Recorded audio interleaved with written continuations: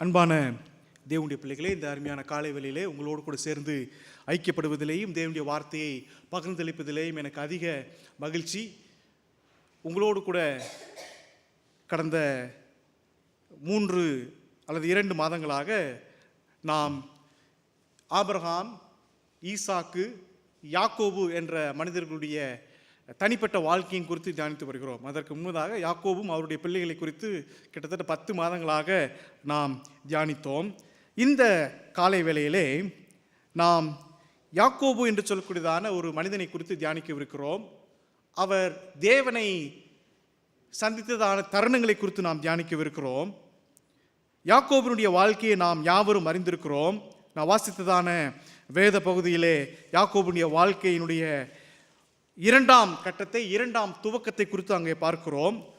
யாக்கோபினுடைய முதலாவது துவக்கத்தை நாம் 21ஆம் அதிகாரத்திலிருந்து 24ஆம் அதிகாரத்திலிருந்து நாம் வாசிக்கிறோம். பிற்பாடு அங்கே ஈசாக்குக்கு அவர்களுக்கு குழந்தை பிறக்கிறது.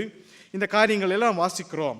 எனக்கு அன்பான தேவனுடைய பிள்ளைகளே, அவனுடைய பிறப்பின் முதற்கொண்டு, யாக்கோபினுடைய பிறப்பின் முதற்கொண்டு அவன் பிரச்சனைகளை, உபத்திரவங்களை சந்தித்து வருகிறான். நான் அடிக்கடி இந்த யாக்கோபை குறித்து தியானிக்கிறதும் யோசிக்கிறதும் என்னவென்றால், இந்த மனிதனைப் போல வேத புத்தகத்திலே சோதிக்கப்பட்டது அல்லது பலவிதமான பிரச்சனைகளை சந்தித்ததான மனிதன் யாருமே இருக்க முடியாது. எ ட்ரபிள் சம் மேன். அவனும் மற்றவர்களுக்கு பிரச்சனை கொடுக்கிறான், அவனுக்கும் மற்றவர்கள் பிரச்சனை கொடுக்கிறார்கள். அவ்வளவு கொடியதான பாதை யாக்கோபு சென்றதான ஒரு பாதை. அவனுடைய பிறப்பிலே அவனுக்கு பிரச்சனை. அவனுடைய சகோதரனாகிய ஏசாவினுடைய காலை பிரித்து கொண்டு வெளிப்படுகிறான். விட்டுருந்தா என்ன ஆயிருக்கும்? அவனுடைய வளர்ப்பிலே பிரச்சனை. அவன் தாய் அதிகமாய் நேசிக்கிறாள். அவனுடைய தகப்பன் அவனுடைய மூத்த சகோதரனாகிய ஏசாவை நேசிக்கிறார்கள். ஒரு பாகுபாடுள்ள ஒரு குடும்பம். ஆசீர்வாதத்திலே அவனுக்கு என்று சொல்லி அவனுடைய தகப்பனார் வைத்திருந்தது வேறே. யோசித்து பாருங்கள். உண்மையாகவே ஏசா அவனுக்குரிய ஆசீர்வாதத்தை, யாக்கோபு பெற்றுக்கொண்டதன் ஆசீர்வாதத்தை அவன் பெற்றுக்கொண்டிருப்பான் என்று சொன்னால், பிற்பாடு யாக்கோபு வந்திருந்தால் என்ன ஆயிருக்கும் தெரியுமா? ஏசாவிடத்தில் என்ன சொல்லியிருந்தானோ அதைத்தான் சொல்லியிருப்பான். உனக்கும் என்று சொல்லி ஒன்றுமே வைக்கவில்லை. ஒரு பெரும் ஏமாற்றத்திற்குள்ளே அவன் கடந்து போயிருப்பான். ஆனால் நடந்தது வேறே. அவன் முன்னே வந்து தன்னுடைய சகோதரனுக்கு வைத்திருந்ததான ஆசீர்வாதத்தை அவன் பெற்றுக்கொண்டு போய்விட்டான். அவனுடைய வாழ்வானது அவனுடைய வீட்டிலே ஒரு நிச்சயமற்ற ஒரு வாழ்வாய் காணப்பட்டது. தன்னுடைய எதிர்காலத்தை அறியாது தன்னுடைய மாமனாருடைய வீட்டிற்கு அவன் கடந்து செல்கிறான். அங்கே என்ன ஆகினும் அவனுடைய வாழ்க்கை நன்றாக இருந்தது என்று சொன்னால், அங்கேயும் அவனுடைய வாழ்க்கை நன்றாக இல்லை. அவனுடைய சொந்த மாமன் லாபான் அவனை ஏமாற்றுகிறான். இவனே ஒரு பெரிய ஏமாற்றுக்காரன். அவனை ஏமாற்றுவதற்கு அவன் அவ்வளவு அறிவுள்ளவனாக இருக்கிறான். ஆனாலும் தேவன் அவனோடு கூட இருந்தார். 20 ஆண்டுகள் அவனோடு கூட அவன் வாசம் செய்கிறான், லாபனோடு கூட. பிற்பாடு அவன் மறுபடியும் தன்னுடைய தகப்பனாருடைய வீட்டிற்கு வருகிறான். வரும் வழியிலும் அவனுக்கு பயமும் பிரச்சனைகளும் ஏற்படுகிறது. சரி, அதெல்லாம் முடிஞ்சு போச்சு. பிள்ளைகள்லாம் செட்டில் ஆயிட்டாங்க. இதற்கு பின்னான அதிகாரத்தில் வாசிக்கும் பொழுது அங்கேயும் அவனுடைய பிள்ளைகளினாலே அவனுக்கு பிரச்சனைகள் வருகிறது. அவனுடைய ஒரே குமாரத்தியாகிய தீனால் அவள் ஊர் சுற்ற போகிறாள். அங்கே ஒரு பெரும் பிரச்சனை வந்துவிட்டது. பயத்தோடு இருக்கிறான். பிற்பாடு அவனுடைய வாழ்ந்ததான தேசத்திலே பஞ்சம் வந்து விட்டது. சாப்பாடு இல்லை. அவனுடைய பிள்ளைகளை அனுப்பி சாப்பாடு கொண்டு வர சொல்லுகிறான். அதற்கு முன்னதாக அவனுடைய குமாரனாகிய யோசேப்பு காணாமல் போகிறான். பஞ்சத்திற்காக உணவு வாங்க போனதான மகனை பிடித்து வைத்துக் கொள்கிறார்கள். அவன் சொல்லுகிறான், வருடம் முழுவதும் அவன் சொல்லுகிறான், என்னுடைய ஆத்துமாவை வருத்தத்தோடே பாதாளத்தில் இறங்க பண்ண போகிறீர்கள் என்று சொல்லி வருத்தத்தோடு ரொம்ப ரொம்ப ரொம்ப ரொம்ப வருத்தத்தோடு வேதனையோடு கூட அவன் வார்த்தைகள் எல்லாம் அவன் சொல்லுகிறான். அவனுடைய வழிகளை நோக்கி பாருங்கள், அவனுடைய வாழ்க்கையை நோக்கி பாருங்கள், எவ்வளவு வருத்தமும் கஷ்டமும். யோபு சொல்கிறது போல, ஸ்திரீயின் இடத்துல பிறந்ததான மனிதன் வாழ்நாள் குறுகினவனும் என்ன சொல்லுது தெரியுமா? ரொம்ப சந்தோஷம் நிறைந்ததுன்னு சொல்லலை, வருத்தங்கள், பிரச்சனைகள், போராட்டங்கள் நிறைந்ததுமா இருக்கிறது. எனக்கு அன்பான தேவனுடைய பிள்ளைகளே, உங்களுடைய வாழ்க்கையிலே சுகவீனங்கள், குறைவுகள், வருத்தங்கள் இருக்கிறதா? ஒன்றை நீங்கள் நினைவில் கொள்ளுங்கள், இதுதான் மனிதனுடைய வாழ்க்கை. The Bible never promised anyone a prosperous, sickless life. எல்லாருடைய வாழ்க்கையிலேயும் குறைவுகள் இருக்கிறது, எல்லாருடைய வாழ்க்கையிலேயும் நோய்கள் இருக்கிறது, எல்லாருடைய வாழ்க்கையிலும் எதிர்பாராத சம்பவங்கள் நமக்கு நடைபெறுகிறது. யாக்கோபுடைய வாழ்க்கையின் அருமையான காலவெளியிலே நாம் தியானிக்கவிருக்கிறோம். அவனுடைய பிரச்சனைகளை அல்ல, மாறாக அவனுடைய பிரச்சனைகளிலே அவனுக்கு வெளிப்பட்டதான தேவனை குறித்து இந்த காலவெளியிலே நாம் தியானிக்கவிருக்கிறோம். 28ஆம் அதிகாரம் 10வது வாக்கியத்திலிருந்து 22வது வாக்கியம் வரைக்குமாய் நாம் முதலாவது சம்பவத்தை வாசிக்கிறோம். ஆதியாகமம் 28வது அதிகாரம் 10லிருந்து 12 வரைக்கும் வாசிக்கிறேன். யாக்கோபு பெயர்சபாவை விட்டு புறப்பட்டு ஆரானுக்கு போக பிரயாணம் பண்ணி ஓரிடத்தில் வந்து சூரியன் அஸ்தமித்தபடியால் அங்கே ராத்தங்கி அவ்விடத்து கற்களில் ஒன்றை எடுத்து தன் தலையின் கீழ் வைத்து அங்கே நித்திரை செய்யும்படி படுத்து கொண்டான். அங்கே அவன் ஒரு சொப்பனம் கண்டான். இதோ ஒரு ஏணி பூமியிலே வைக்கப்பட்டிருந்தது, அது நுனி வானத்தை எட்டியிருந்தது, அதிலே தேவ தூதர் ஏறுகிறவர்களும் இறங்குகிறவர்களுமாய் இருந்தார்கள் என்று சொல்லி வேதம் சொல்கிறது. எனக்கு அன்பான தேவனுடைய பிள்ளைகளே, 77வது வயதிலே தன்னுடைய வீட்டை விட்டு தான் காணாத ஒரு தேசத்திற்காக அவன் புறப்பட்டு செல்கிறான். எனக்கு கீழே வாசிக்கக்கூடியதான நான் வாசித்ததான அந்த வேத பகுதியிலே ஒரு அழகான ஒரு ஜெபம் இருக்கிறது. It is a prayer of a migrant. பரதேசியினுடைய ஜெபம் என்ன தெரியுமா? பரதேசியினுடைய ஜெபம் நாம் இங்கே வாசிக்கிறோம்.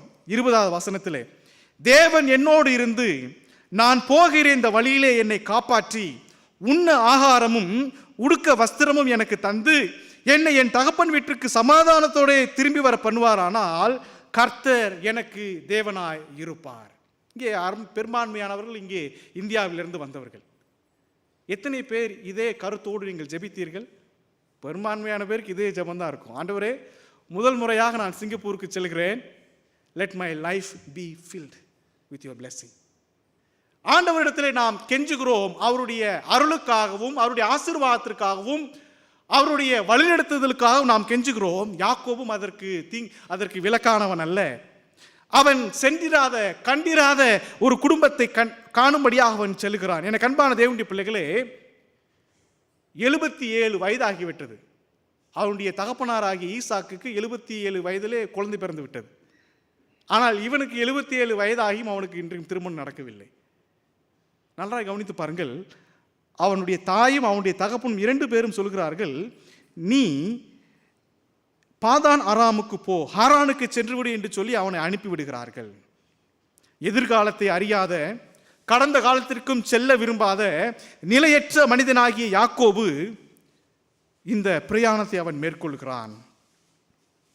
அப்பொழுதுதான் அந்த தரிசனத்தை காண்கிறான், அந்த சொப்பனத்தை காண்கிறான். என்ன சொப்பனம்? வேதம் சொல்கிறது, இதோ ஒரு ஏணி பூமியிலே வைக்கப்பட்டிருந்தது, அது நுனி வானத்தை எட்டியிருந்தது, அதிலே தேவதூதர்கள் ஏறுகிறவர்களும் இறங்குகிறவர்களுமாய் இருந்தார்கள்.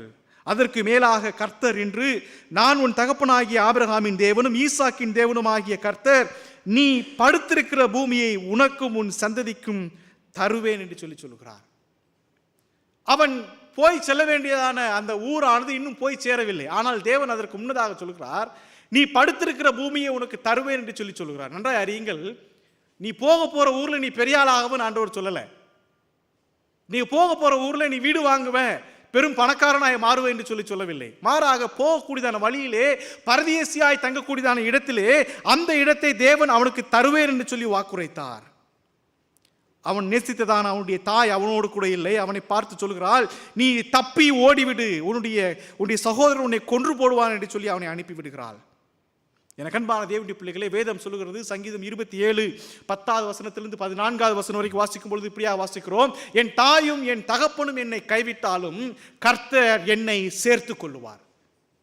2 பேருமே இல்லைங்க. அவனுக்கு என்று சொல்லி ஒரு டைரக்ஷனே இல்லை, ஒரு வழிகாட்டி இல்லை. என்னுடைய வாழ்க்கை எவ்விதமாக இருக்க போகிறது என்று சொல்லி அவன் அறியாதிருந்தான். எனக்கு அன்பான தேவனுடைய பிள்ளைகளே, உங்களுடைய வாழ்க்கை எந்த எந்த எந்த வழியிலே போகிறது என்று சொல்லி நீங்கள் அறியாது இருக்கிறீர்களா? நீங்கள் செய்ய வேண்டியதான ஜெபம் யாக்கோபின் ஜெபம். நீங்கள் நீங்கள் நீங்கள் வரக்கூடியதான இடம் வானத்தின் வாசல்.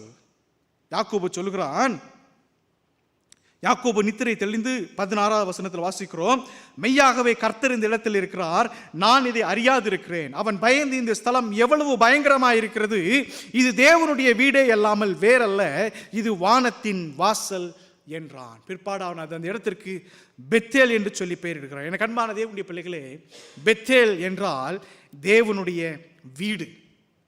பெத்தேல் என்று சொன்னால் வானத்தின் வாசல், த கேட் ஆஃப் ஹெவன். எனக்கு அன்பான தேவனுடைய பிள்ளைகளே, அவன் என்ன செய்கிறான்? தான் தலைக்கு வைத்திருந்ததான அந்த கல்லை தூணாக நிறுத்தி அவன் சொல்லுகிறான், தான் தூணாக நிறுத்தின கல்லை தேவனுடைய வீடாகும், தேவரீர் எனக்கு தரும் எல்லாவற்றிலும் உமக்கு தசமபாகம் செலுத்துவேன் என்று சொல்லி பொருத்தனை பண்ணி கொண்டான்.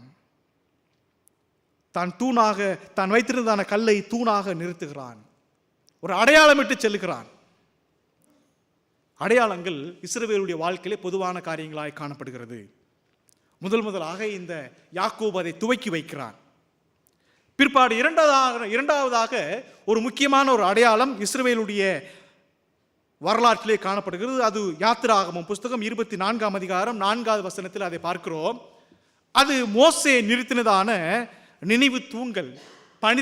10 கட்டளைகளை பெற்றுக்கொண்டதற்கு பிற்பாடு அவன் சீனாய் வனாந்திரத்தில் தங்கியிருக்கும் பொழுது, நாங்கள் தேவனுடைய வார்த்தையை பெற்றுக்கொண்டோம், இது எனக்கு மாத்திரமல்ல, என்னுடைய குடும்பத்துக்கு மாத்திரமல்ல, 12 கோத்திரங்களுக்கும் பொதுவானது என்று சொல்லி அவன் அதை அறிந்து, வேதம் சொல்லுகிறது 12 தூண்களை அவன் நிறுத்தினான் என்று சொல்லி பார்க்கிறோம். மூன்றாவதாக யோசுவாவின் புஸ்தகம் 4வது அதிகாரம் 2லிருந்து 6 வரைக்கும் வாசிக்கும் பொழுது அங்கே மறுபடியுமாக தூண்கள் நிறுத்தப்படுகிறது. அவர்கள் யோர்தானை கடந்த பின்பு அவர்கள் வாக்குத்தத்தத்தின் நிலத்தை அவர்கள் சென்றடைந்த பொழுது மறுபடியுமாக 12 கற்கள் குவியலாக அங்கே வைத்து போகிறார்கள். நாங்கள் வந்துவிட்டோம், நாங்கள் யோர்தானை கடந்து வந்துவிட்டோம், நாங்கள் எங்களுடைய அடிமைத்தனத்தை கடந்து வந்துவிட்டோம், நாங்கள் தேசத்தை சுதந்திரித்து விட்டோம், தேவன் கொடுத்ததான வாக்குத்தத்தத்தை சுதந்திரித்து விட்டோம் என்று சொல்லி அடையாளமிட்டு செல்கிறார்கள். எனக்கு அன்பான தேவனுடைய பிள்ளைகளே, யோபு சொல்லுகிறான் 23ஆம் அதிகாரம் 10வது வாக்கியத்திலே, ஆனாலும் நான் போகும் வழியை அவர் அறிவார், அவர் என்னை சோதித்த பின்பு நான் பொன்னாக விளங்குவேன். என் கால்கள் அவர் அடிகளை பற்றி கொண்டது, அவருடைய நெறிகளை விட்டு நான் அதை சாயாமல் கை கொண்டேன். அவர் உதடுகளின் கற்பனைகளை விட்டு நான் பின்வாங்குவதில்லை, அவருடைய வாயின் வார்த்தைகள் எனக்கு வேண்டியதான ஆகாரத்தை பார்க்கிலும் அதிகமாய் காத்துக்கொண்டேன் என்று சொல்லி யோபு சொல்லுகிறான். நான் போகும் வழியை அவர் அறிவார். யாக்கோபுக்கு ஒன்று தெரியும், நான் போகும் வழியை அவர் அறிவார். நமக்கு தெரியாது, நிச்சயமில்லாத ஒரு வாழ்க்கை. ஏசாயா 49ஆம் அதிகாரம் 15வது வாக்கியத்தில் இவ்வாறு வாசிக்கிறோம். ஏசாயா 49வது அதிகாரம் 15வது வாக்கியத்தில் இவ்வாறு வாசிக்கிறோம். இதோ ஸ்திரீயானவள் தன் கற்பத்தின் பிள்ளைக்கு இறங்காமல் தன் பாலகனை மறப்பாளோ, அவர்கள் மறந்தாலும் நான் உன்னை மறப்பதில்லை. இதோ என் உள்ளங்கைகளில் உன்னை வரைந்திருக்கிறேன், உன் மதில்கள் எப்பொழுதும் என் முன் இருக்கிறது. இதோ என் உள்ளங்கைகளில் உன்னை வரைந்திருக்கிறேன். தேவன் ஒன்றும் அறியாத, பாதைகள் இல்லாத, எதிர்காலத்தை அறியாத, நிச்சயம் இல்லாத, கடந்த காலத்திற்கும் செல்ல விரும்பாத நிலையற்ற மனிதனாகிய யாக்கோபிற்கு ஒரு பெரும் தரிசனத்தை கொடுக்கிறார். என்ன தரிசனம் தெரியுமா? அந்த கனவு ஹாரான்ல எவ்வளவு பெரிய பணக்காரனா போறான்னு சொல்லி கனவு அல்ல. அந்த கனவானது மறுபடியும் குழந்தை குட்டிகளோடு கூட தன்னுடைய வீட்டுக்கு வரக்கூடியதான கனவு அல்ல. அந்த கனவு எந்த கனவு? பரலோகத்திற்கு சென்றக்கூடியதான கனவு. Set your vision to reach heaven. உங்களுடைய தரிசனங்கள் பரலோகத்தை எட்டட்டும். ஒன்று ஞாபகம் வைத்துக் கொள்ளுங்கள், பரலோகத்தினுடைய துணை இல்லாமல், தேவனுடைய துணை இல்லாமல் எந்த ஒரு தரிசனத்தையும் நீங்கள் காணாதீர்கள். Don't have any vision without the presence of God. யாக்கோபு ஒன்றும் இல்லாதவனாக, ஒரு காசும் இல்லை கையில், ஆனால் அவனுடைய தரிசனத்திலே தேவன் இருந்தார். எவ்வளோ பெரிய ஆசீர்வாதம்! எனக்கு அன்பான தேவனுடைய பிள்ளைகளே, பெத்தேல் நம்முடைய வாழ்க்கையிலும் காணப்பட வேண்டும். அநேகருடைய வாழ்க்கை நிச்சயமற்ற ஒரு வாழ்க்கையாய் காணப்படுகிறது. அநேகருடைய வாழ்க்கை எதிர்காலத்தை அறிய விரும்பாத ஒரு வாழ்க்கையாய் காணப்படுகிறது. யாக்கோபும் அப்படித்தான் ஆரம்பிக்கிறான். ஆனால் தேவன் அவனோடு கூட இருந்தார். நான் போகும் வழியை அவர் அறிவார். சங்கீதம் 32:8 வாக்கியம் நாம் யாவரும் அறிந்திருக்கிறோம். நான் உனக்கு போதித்து நீ நடக்க வேண்டிய வழியை உனக்கு காட்டுவேன், உன்மேல் என் கண்ணை வைத்து உனக்கு ஆலோசனை சொல்லுவேன். வேதவசனம் சொல்லுகிறது. இன்றைக்கு உங்களுடைய எதிர்காலத்தை குறித்து அறிய வேண்டுமா? இன்றைக்கு உங்களுடைய வருத்தங்களிலிருந்து உங்களை நீங்களாக்க செய்ய வேண்டுமா? வேத வசனத்தை தியானியுங்கள். வேத வசனத்தை தியானிங்க. வேதம் நமக்கு எல்லா காலத்திற்கும் பொருந்தக்கூடியதாகவும் எல்லா பிரச்சனைகளுக்கும் தீர்வளிக்கக்கூடியதாகவும் அந்த வேத புத்தகம் இருக்கிறது. யாக்கோபுடைய தரிசனமானது தேவனை உள்ளடக்கியதாக இருந்தது. யாக்கோபுடைய தரிசனமானது நினைவுகளை உள்ளடக்கியதாக இருந்தது. யாக்கோபுடைய தரிசனமானது நான் மீண்டுமாய் இந்த இடத்திற்கு வந்து உம்மை தரிசிப்பேன், இந்த இடத்தை தேவனுடைய ஆலயமாய் மாற்றி காட்டுவேன் என்று சொல்லி ஒரு பொருத்தனை நிறைந்ததான ஒரு தரிசனமாய் காணப்பட்டது. மீண்டுமாக சொல்லுகிறேன், உங்களுடைய தரிசனத்திலே தேவன் மாத்திரமல்ல, உங்களுடைய தரிசனத்திலே ஜெபமும் காணப்படட்டும். ஆண்டவர் தரிசனம் கொடுத்துட்டாரு, அவர் நடத்திடுவார் அப்படி சொல்லி சும்மா இருக்காதீங்க. Your prayer should be there. இரண்டாவதாக யாக்கோபுடைய வாழ்க்கையிலே அவன் மறுபடியுமாக தேவனை சந்திக்கிறான். ஆதியாகமம் 32 அதிகாரத்தில் அந்த சம்பவத்தை வாசிக்கிறோம். ஆதியாகமம் 32 அதிகாரம், அங்கே தேவ தூதர்கள் அவனை சந்திக்கிறார்கள். It is an encounter with the angels of God. ஆதியாகமம் 32 அதிகாரம் முதல் 2 வசனங்களை வாசிக்கிறேன்.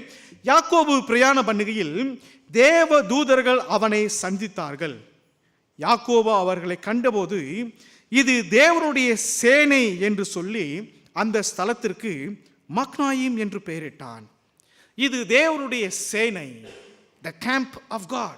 அவன் சொல்லுகிறான், in the army of God, இது தேவனுடைய சேனை என்று சொல்லுகிறான். எப்பொழுது சொல்லுகிறான் தெரியுமா? 20 ஆண்டுகள் தன்னுடைய மாமனாகிய லாபானிடத்தில் வேலை செய்து தன்னுடைய மனைவிகளையும் வேலைக்காரர்களையும் வேலைக்காரிகளையும் ஆடுகளையும் மாடுகளையும் கழுதைகளையும் ஒட்டகங்களையும் அவன் கூட்டிக் கொண்டு வருகிறான். ஒன்றுமில்லாமல் போனவன் பெரும் செல்வந்தனாக அவன் திரும்பி வந்து கொண்டிருக்கிறான். ஆனால் அவனுக்கு இப்போ ஒரு பயம் இருக்குது. தன்னுடைய சகோதரனாகி ஏசாவை அவன் சந்திக்க வேண்டும். நாம் யாவரும் அறிந்திருக்கிறோம், அவனை அனுப்பி வைத்தது அவனுடைய தகப்பனாரும் அவனுடைய அம்மாவும். நீங்க இருக்காத ஓடி பேரு சொல்லிட்டாங்க. ஆனால் அவனுடைய அம்மாவும் அவனுடைய அப்பாவும் இப்போ வர சொல்லலை. அப்போ அவன் நல்லா தெரியும், என் சகோதரன் இன்னும் கோபத்தில் தான் இருக்கிறாரு. கோபம்லாம் தெரிஞ்சிருச்சுன்னா என்ன பண்ணிருப்பாங்க அம்மா, இப்போ உங்கள் அண்ணன் ரொம்ப நல்ல மனுஷனாக மாறிட்டான், உன்னை பார்க்கணும்னு நினைக்கிறான், வந்துரு சொல்லலை. யார் சொன்னாங்க தெரியுமா? ஆண்டவர் சொல்கிறார், நீ போயிடுவோம் வீட்டுக்கு போயிரு சொல்கிறார். அதனால் என்ன பண்ணுறான், லாபானின் இடத்திலும் கூட சொல்லாமல் அவன் புறப்பட்டு வருகிறான். 27 அதிகாரத்திலே நாம் அதை பார்க்கிறோம். அவன் கொல்ல விரும்புகிறான். 27 அதிகாரம் 41 42 அவனை கொல்ல விரும்புகிறான். அவன் கோபம் உள்ளவனாக காணப்படுகிறான். ஆனால் 31 அதிகாரம், ஆதியாகமம் 31 அதிகாரம் 3வது வாக்கியத்திலே வாசிக்கிறோம், கர்த்தர் யாக்கோபை நோக்கி, உன் பிதாக்களுடைய தேசத்திற்கும் உன்னுடைய இனத்தாரிடத்திற்கும் திரும்பி போ, நான் உன்னோடே இருப்பேன் என்றார். தேவனுடைய வார்த்தைக்கு அவன் கீழ்ப்படுகிறான். அவன் தன்னுடைய சம்பத்துக்களையும் தன்னுடைய குடும்பத்தையும் அவன் எடுத்து சேர்த்து கொண்டு மறுபடியும் தன்னுடைய சொந்த ஊருக்காய் அவன் வருகிறான். எனக்கு அன்பான தேவனுடைய பிள்ளைகளே, ஒன்றை நீங்கள் அறிந்து கொள்ளுங்கள், தேவன் உங்களை அனுப்புவார் என்று சொன்னால் போயிருங்க. ஏன்னா தேவனுடைய சேனை உங்களோடு இருக்கும். யாக்கோபு நினைத்தான், ஆண்டவர் போக சொல்லிட்டாரு, நானும் கிளம்பி வந்துட்டேன், பாதி வழியில் தான் அவருக்கு இப்போ ஏசாவுடைய ஞாபகம் வருது. அங்கேயே யோசிச்சிருக்கலாமே, யோசிக்கல. ஆண்டவர் போக சொல்லிட்டாரு, போறேன் சொல்லி வந்துட்டார். ஆனால் தேவனுடைய சேனையை அவன் கண்டு கொண்டான். நாம் எல்லாருக்கும் தாவீதை குறித்து தெரியும். அவன் பெலிஸ்தியர் இஸ்ரவேலோடு கூட யுத்தம் பண்ண வந்த பொழுது கோலியாத் வந்து ஒவ்வொரு நாளும் இந்த இஸ்ரவேலுடைய இராணுவத்தை எல்லாம் பரியாசம் செய்கிறான். யாராவது உங்ககிட்ட இருக்கிற பலசாலி என்கிட்ட வந்து சண்டை போடுங்கப்பா, நீங்கள் என்னை ஜெயிச்சிட்டிங்கன்னா நாங்கள் எல்லாரும் உங்களுக்கு வேலைக்காரன் ஆயிரும் சொல்லி சொல்கிறான். சவுல் முதற்கொண்டு எல்லாருமே பயந்து தங்களுடைய கூடாரங்களிலே தங்களை மறைத்து கொண்டிருக்கும் பொழுது தாவீது வருகிறான். அவன் என்ன சொல்லுகிறான் தெரியுமா? 1 சாமுவேல் 17 அதிகாரத்தில் அதை வாசிக்கிறோம். 45 வசனத்திலே 1 சாமுவேல் 17 அதிகாரம் 45 வசனம். அதற்கு தாவீது பெலிஸ்தனை நோக்கி, நீ பட்டயத்தோடும் ஈட்டியோடும் கேடகத்தோடும் என்னிடத்தில் வருகிறாய், நானும் நீ நிந்தித்த தேவனுடைய இஸ்ரவேலுடைய இராணுவங்களின் தேவனாகிய சேனைகளுடைய கர்த்தரின் நாமத்தினாலே உன்னிடத்தில் வருகிறேன் என்று சொல்லுகிறான். He says, I am coming with the camp of God. நான் தேவனுடைய சேனையினாலே உன்னிடத்தில் வருகிறேன். யாக்கோபு ஒன்றும் தனி மனிதன் அல்ல, அவனை அனுப்பினவர் தேவன். அவன் தேவனுடைய சேனையை அவன் கண்டுகொள்கிறான். அநேக நாட்களுக்கு பிற்பாடு இதை ஒத்ததான் இன்னொரு சம்பவம் நடக்கிறது. அது 2 ராஜாக்கள் 6ஆம் அதிகாரம் 15 17 வரைக்கும் வாசிக்கும் பொழுது எலிசாவிற்கும் கேயாசிக்கும் உண்டானதான ஒரு சம்பாஷணை. காலை வேளையிலே எலிசாவை எதிராளிகள் அனைத்து எல்லாரும் சூழ்ந்துக்கிட்டாங்க. அங்கிருந்த கேயாசிக்கு பெரிய பயம் வந்துருச்சு. ஐயோ, இன்னையோட நம்ம லைஃப் முடிஞ்சு போச்சு. கேயாசி சொல்லுகிறான், அவர்களோடு இருப்பவரை பார்க்கலும் நம்மோடு இருப்பவர்கள் அதிகம் என்று சொல்லுகிறான். கேயாசிக்கு நம்ப முடியல. நம்ம 2 பேர் தானே ஆயிருக்கிறோம், நீ பாட்டுக்குள்ள என்ன சொல்ற? அங்கே பாரு, வீட்டு கதவை திறந்து பார்த்தா, ஜன்னல் வழியை பார்த்தா ரொம்ப பேர் இருக்கிறான். எலிசா ஜெபிக்கிறான், இவன் கண்களை திறந்தருளும் என்று சொல்லி ஜெபிக்கிறான். என கண்பான தேவனுடைய பிள்ளைகளே, தேவன் உங்களை அனுப்புவார் என்று சொன்னால் தேவனுடைய சேனையும் உங்களோடு கூட தான் வரும். Don't forget that. ஆண்டவர் உன்னை அனுப்புவார் என்று சொன்னால் அவர் எப்பொழுதும் அவர் உன்னோடு கூட தான் வருகிறார்.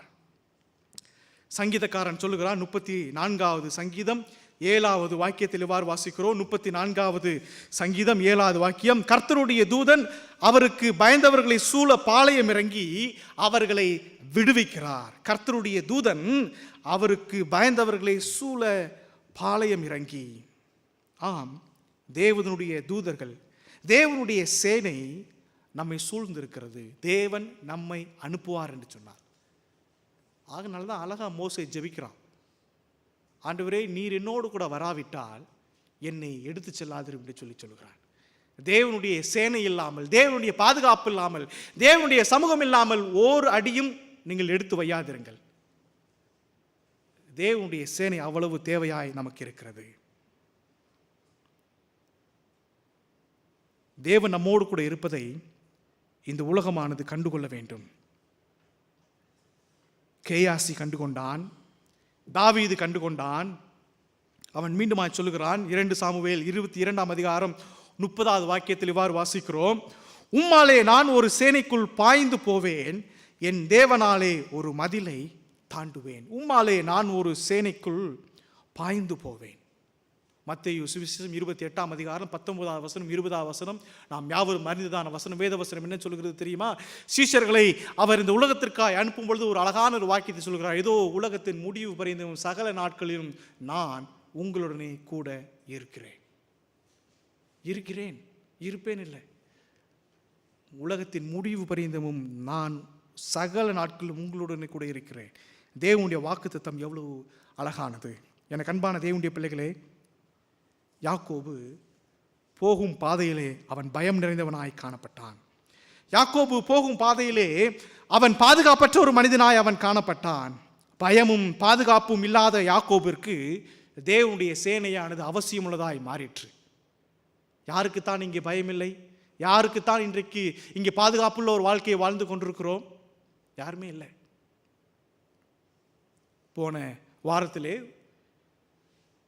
இங்கே சிங்கப்பூரிலே ஒரு சபையினுடைய அங்கத்தினராய் அந்த சகோதரன் காணப்படுகிறான். அவர் இந்தியாவிலிருந்து இங்கே வேலை செய்ய முடியாத வந்ததான ஒரு சகோதரர். அவர் ரோட்டு வேலை செஞ்சிட்டு இருக்கும் பொழுது ராத்திரி வேலையிலே மோட்டார் சைக்கிள் ஓட்டி கொண்டிருந்தான இன்னொரு சகோதரன் ரோட்டு வேலை செய்ததான அந்த மனிதரோடு கூட மோதிவிட்டார்.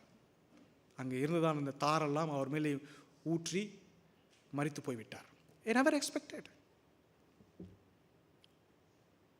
அதை பார்த்ததான இன்னொரு சகோதரனுக்கு பயம். 2 பேருமே ஒரே சபைக்கு போகக்கூடியவர்கள், 2 பேருமே கிறிஸ்துவை அறிந்தவர்கள். பாருங்கள், இந்த உலகமானது பாதுகாப்பற்றப்பட்டதான உலகம். தேவனுடைய பாதுகாப்பு நமக்கு அவசியம் உள்ளதாய் காணப்படுகிறது. எனக்கு அன்பான தேவனுடைய பிள்ளைகளே, we need the camp of God. தேவனுடைய சேனை நமக்கு அவசியம் உள்ளதாக இருக்கிறது.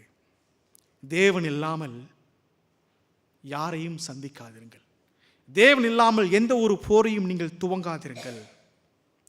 1 யோவான் 4ஆம் அதிகாரம் 4ஆம் வசனம் அழகாய் வாசிக்கிறோம். இதோ உலகத்தில் இருப்பவனை பார்க்கிலும் உங்களில் இருப்பவர் பெரியவர். தேவன் நம்மோடு கூட பெரியவராக, சேனையாய், நமக்காய் யுத்தம் செய்கிறவராய் அவர் இருக்கிறார். மூன்றாவதாக யாக்கோபுடைய வாழ்க்கையிலே காணப்பட்டதான சம்பவம் என்ன? அவன் மறுபடியுமாக தேவனை அவன் சந்திக்கிறான். தேவனுடைய சேனையை மாத்திரமல்ல, தேவனுடைய முகத்தையும் அவன் காணக்கூடியவனாக மாறுகிறான். முதலாவது தேவனுடைய வாசலை கண்டுகொள்கிறான், தேவனுடைய வீட்டை கண்டுகொள்கிறான். இரண்டாவது தேவனுடைய சேனையை கண்டுகொள்கிறான். மூன்றாவதாக பார்க்கிறோம் ஆதியாகமம் 32 அதிகாரம் 24 30 வாக்கியம் வரைக்கும் வாசிக்கிறேன். ஆதியாகமம் 32 24 30 வரைக்கும். யாக்கோபு பிந்தி தனித்திருந்தான். அப்பொழுது ஒரு புருஷன் பொழுது விடிய மட்டும் அவனுடனே போராடி அவனை மேற்கொள்ளாததை கண்டு அவனுடைய தொடை சந்தை தொட்டார். அதனால் அவருடனே போராடுகையில் யாக்கோபின் தொடை சந்து சுளுக்கிற்று. அவர், நான் போகட்டும், பொழுது விடுகிறது என்றார். அதற்கு அவன், நீர் என்னை ஆசீர்வதித்தால் ஒழிய உம்மை போகவிடேன் என்றார். அவர், உன் பெயர் என்ன என்று கேட்டார். யாக்கோபு என்றார். அப்பொழுது அவர், உன் பேர் இனிமேல் யாக்கோபு என்னப்படாமல் இஸ்ரவேல் என்னப்படும், தேவனோடும் மனிதரோடும் நீ போராடி மேற்கொண்டாயே என்றார். அப்பொழுது யாக்கோபு, உம்முடைய நாமத்தை எனக்கு அறிவிக்க வேண்டும் என்று கேட்டான். அதற்கு அவர், நீ என் நாமத்தை கேட்பானேன் என்று சொல்லி அங்கே அவனை ஆசீர்வதித்தார். அப்பொழுது யாக்கோபு, நான் தேவனை முகமுகமாய் கண்டேன், உயிர் தப்பி பிழைத்தேன் என்று சொல்லி அந்த ஸ்தலத்திற்கு பெனியேல் என்று பெயரிட்டான். அவன் பெனியேலை கடந்து போகையில் சூரியன் உதயமாயிற்று. அவன் தொடை சுளுக்கினாலே நொண்டி நொண்டி நடந்தான். அவர் யாக்கோபனுடைய தொடை சந்து நரம்பை தொட்டபடியால் இஸ்ரவேல் புத்திரர் இந்நாள் வரைக்கும் தொடை சந்து நரம்பை புசிக்கிறதில்லை. மூன்றாவது முறையாக அவன் தேவனோடு கூட அவன் இடைப்படுகிறான். தேவனோடு கூட அவன் தன்னுடைய தருணங்களை அவன் செலவழிக்கிறான். இப்பொழுது தனிமையாக இருக்கிறான். தேவனுடைய சேனையை கண்டுகொண்டதான அவன் தன்னுடைய ஆஸ்திகளை அவன் பிரிக்கிறான். தன்னுடைய மனைவிகளையும் தன்னுடைய பணிவிடைக்காரிகளையும் 11 குமாரரையும் அவன் கூட்டிக் கொண்டு யாப்போக்கு என்று சொல்லக்கூடியதான துறையை அவன் கடக்கிறான். கடந்ததற்கு பிற்பாடு யாக்கோபு தனித்திருக்கிறான். Maybe is recollecting his life. தன்னுடைய வாழ்க்கையை எல்லாம் அசை போடுகிறான். ஆல்மோஸ்ட் வீட்டு பக்கத்தில் வந்தாச்சு. இப்போ அவனுடைய சகோதரன் இன்னும் கொஞ்ச நேரத்தில் வரப்போகிறான். அவன் தன்னுடைய வாழ்க்கையை அவன் நினைத்து பார்த்திருப்பான். 77 வயதிலே இந்த யாப்போக்கு என்று சொல்லக்கூடியதான ஆற்றை அவன் கடந்துதான் போயிருப்பான். மறுபடியும் அந்த ஆற்றை கடக்கிறான். இப்பொழுது அவனுக்கு வயது 97. முன்னே அவனிடத்தில் ஒன்றுமில்லை, திருமணமாகவில்லை, கையிலே ஒன்றுமில்லை, ஒரு ஆடும் இல்லை, மாடும் இல்லை, ஒன்றும் இல்லை. இப்போ அவனிடத்தில் அந்த ஆற்றை கடந்த பொழுது he must have counted it, இல்லையா? ஆற்றை கடந்த போது he must have arranged his goods. எல்லாத்தையும் அரேஞ்ச்மெண்ட் பண்ணியிருப்பான். இதெல்லாம் இதில் போகட்டும், இவங்கெல்லாம் இப்படி போங்க, வேதாவது தான் சொல்லுது இல்லை. தன்னுடைய 2 மனைவிகளையும் தன்னுடைய 2 பணிவிடைக்காரர்களையும் தன்னுடைய 11 குமாரையும் கூட்டிக் கொண்டு வெகுமதியெல்லாம் இப்போ பிரிச்சாச்சு. இப்போ அவனுக்கு தெரியும் எவ்வளவு அதிகமாய் தேவனை அவன் ஆசீர்வதித்திருக்கிறான் என்று சொல்லி தெரியும். He has counted his blessings now. தன்னுடைய ஆசீர்வாதங்கள்லாம் அவன் எண்ணி விட்டான். தேவனுக்கு நன்றி சொல்லும்படியாக ஒருவேளை அவன் தனித்திருக்கலாம், அல்லது மிகுந்த சந்தோஷம் உள்ளவனாக அவன் தனித்திருக்கலாம். அவன் தனித்திருக்கிறான். அப்பொழுது அவன் ஒரு புருஷனோடு கூட போராடி கொண்டிருக்கிறான். தேவனோடு கூட அவன் போராடி கொண்டிருக்கிறான். ஓசியா 12 அதிகாரம் 3வது வசனம் 4வது வசனத்தில் வாசிக்கிறோம், அவனோடு கூட தேவன் பேசினார் என்று சொல்லி பார்க்கிறோம். இங்கே வாசிக்கிறோம் தேவன் அவனோடு கூட போராடினார் என்று சொல்லி பார்க்கிறோம். ஆனால் ஓசியாவிலே நான் வாசிக்கிறோம் தேவன் அவனோடு கூட பேசினார் என்று சொல்லி பார்க்கிறோம். யூதாவோடும் கர்த்தருக்கு வழக்கு இருக்கிறது. அவர் யாக்கோபை அவன் வழிகளுக்கு தக்கதாக விசாரிக்க போகிறார். அவனுடைய கிரியைகளுக்கு தக்கதாக அவனுக்கு நீதியை சரி கட்டுவார். அவன் தன் தாயின் கற்பத்திலே தன்னுடைய சகோதரனாகிய குதிங்காலை பிடித்தான். தன் பலத்தினாலே தேவனோடு கூட போராடினான். அவன் தூதனாரோடு கூட போராடி மேற்கொண்டான். அழுது அவரை நோக்கி கெஞ்சினான். பெத்தேலிலே அவர் அவனை கண்டு சந்தித்து அவ்விடத்திலும் நம்மோடே பேசினார். எனக்கு அன்பான தேவனுடைய பிள்ளைகளே, நொண்டி நொண்டி நடக்கிறான். போராடினதற்கு பிற்பாடு அவன் சொல்லுகிறான், இன்னிர நீ ஆசீர்வதித்தால் ஒழிய.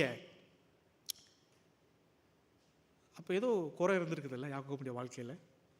அதற்கு முன்னதாக இதே அதிகாரத்தில் தான் 32 அதிகாரத்தில் யாக்கோபுக்கு எவ்வளவு கொடுக்குறான்னு தெரியுமா? 14வது வசனத்தில் 200 வெள்ளாடுகளையும் 20 வெள்ளாட்டு கடாக்களையும் 200 செம்பரி ஆடுகளையும் 20 ஆட்டுக்கடாக்களையும் பால் கொடுக்கிற 30 ஒட்டகங்களையும் அவைகளின் குட்டிகளையும் 40 கடாரிகளையும் 10 காளைகளையும் 20 கோழிகை கழுதைகளையும் 10 கழுதை குட்டிகளையும் பிரித்தெடுத்து. அப்போ இவருக்கு ரொம்ப இருக்குது. அப்போ பெரிய பணக்காரன். ஆனால் ஆண்டவர் இடத்துல கேட்குறான், என்னை ஆசீர்வதித்தால் ஒழிய உம்மை நான் விடமாட்டேன் என்று சொல்லுகிறான். அப்படியானால் அவனுடைய வாழ்க்கையில் ஏதோ ஒரு குறை இருக்கிறது. என்ன குறை இருக்குது? என்ன குறை இருக்குது தெரியுமா? ஆணுடைய முகம்தான் அவனுக்கு குறையா இருக்கிறது. ஆண்டவர் தான் அவனுக்கு குறையா இருக்கிறார். அநேக வேளை நாம் யோசிக்கிறோம், சேர்க்க வேண்டியதான செல்வம் எல்லாம் சேர்த்தாகிவிட்டது தலைமுறைக்காக.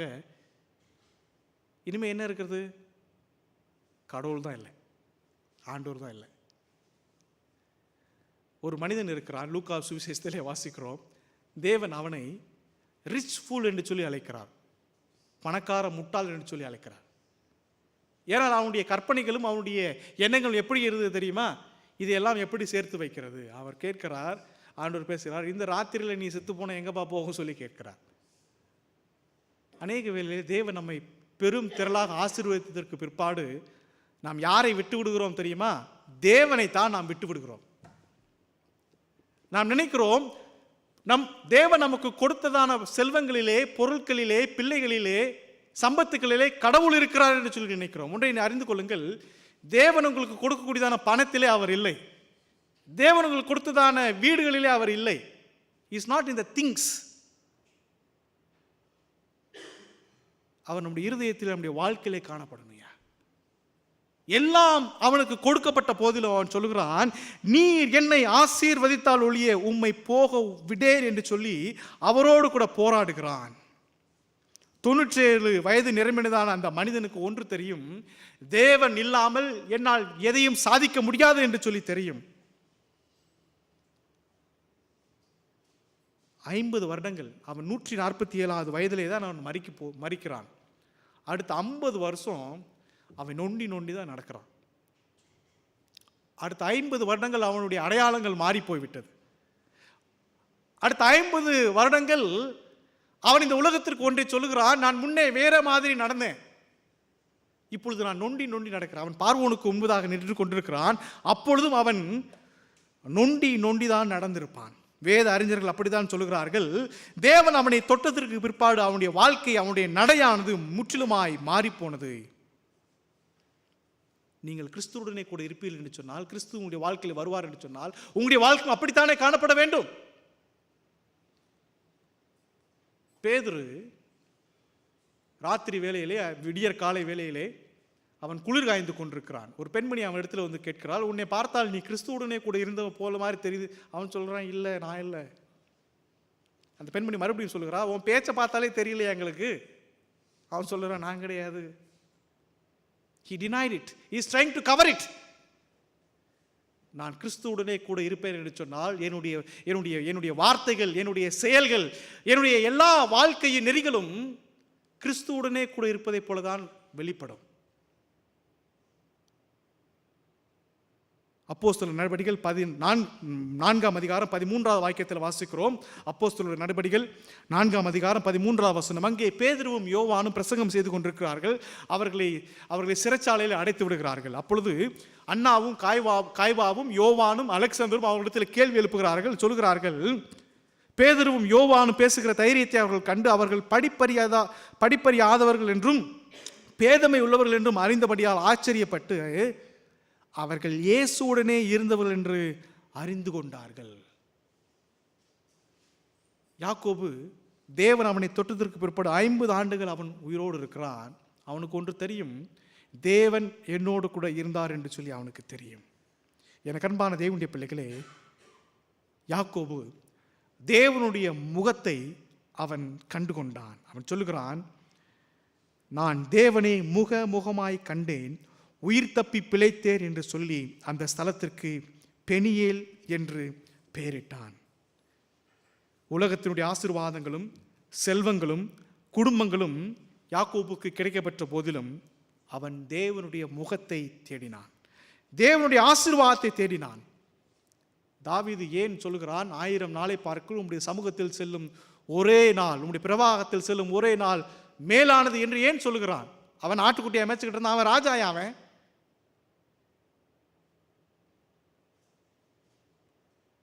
அவனுக்கு தெரியும், தேவனுடைய ஆலயத்திலே தான் என்னுடைய செல்வம் இருக்கிறது, என்னுடைய ஆசீர்வாதம் இருக்கிறது என்று சொல்லி அவனுக்கு தெரியும்.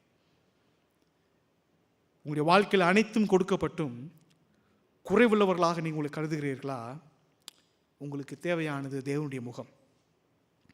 நீங்கள் தேவனுடைய முகத்தை தரிசியுங்கள், அதுதான் உங்களுடைய வாழ்க்கையிலே பூரண நிறைவை கொண்டு வரும்.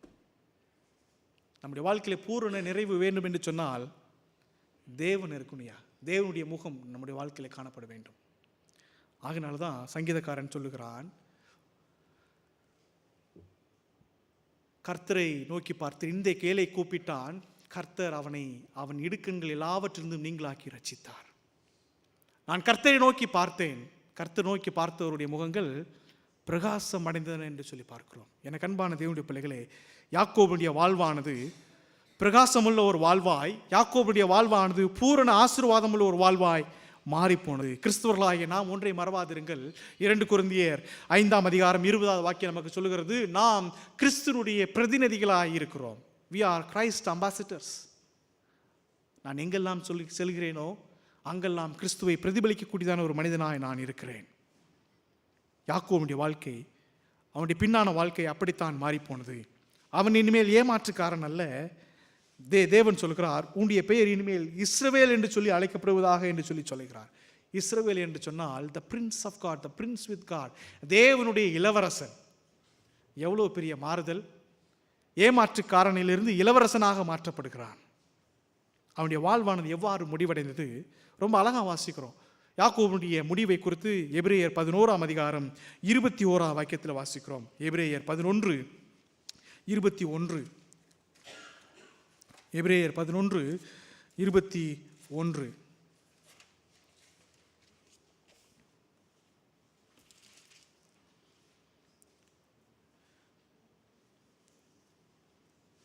விசுவாசத்தினாலே யாக்கோபு தன் மரண காலத்தில் யோசேப்பினுடைய குமாரர் இருவரையும் அழைத்து, நல்லா கவனிங்க, தன் கோலின் முனையிலே சாய்ந்து தொழுது கொண்டான்.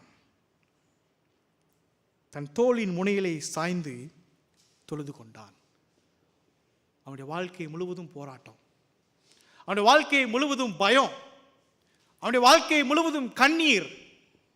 ஆனால் தன்னுடைய வாழ்க்கையை எவ்வாறு முடிவடைய செய்கிறான் தெரியுமா? ஆசீர்வதிக்கக்கூடியதான ஒரு மகனாய் தன்னுடைய வாழ்க்கையை முடிக்கிறான். ஜெபிக்கக்கூடியதான ஒரு மனிதனாய் தன்னுடைய வாழ்க்கையை முடிக்கிறான். தேவனை தொழுது கொள்ளக்கூடியவனாய் தன்னுடைய வாழ்க்கையை முடிக்கிறான். How precious death!